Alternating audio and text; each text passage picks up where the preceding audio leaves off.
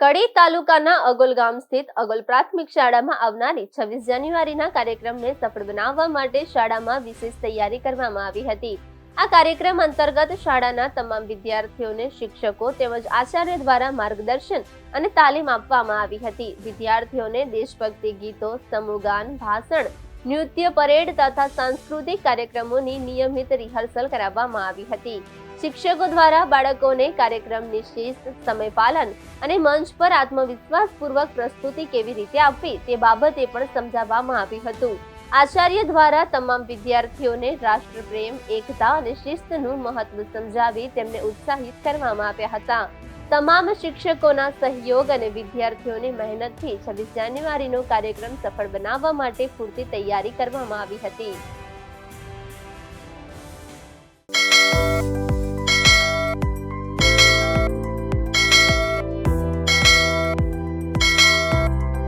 અમદાવાદના સાણંદના હીરાપુરા રોડ પર જૂની અદાવતને કારણે બાઇક પર જઈ રહેલા પતિ પત્ની પર હુમલો થવાની ઘટના સામે આવી છે।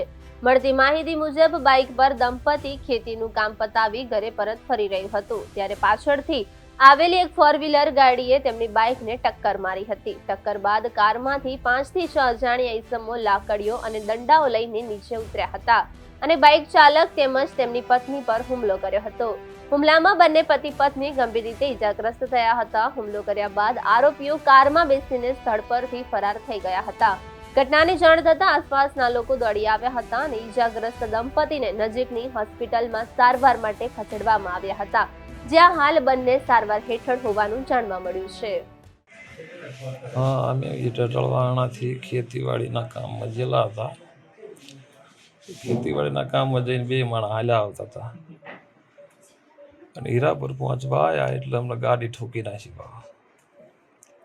ગાડી ઠોકીને પાડી દીધા એટલે 6 જણાએ લાકડીનું પાઇપ ઉકાળી અને 1 જણાએ ગાડી પાછી વાળી। પછી હાથમાં, બૈડામાં, પગમાં મારીને મને પાડી દીધો। બૈરાને પાડી દીધું બાપા મારીને। મેન વ્યક્તિ હતું કિરણ જાણુના માણસો।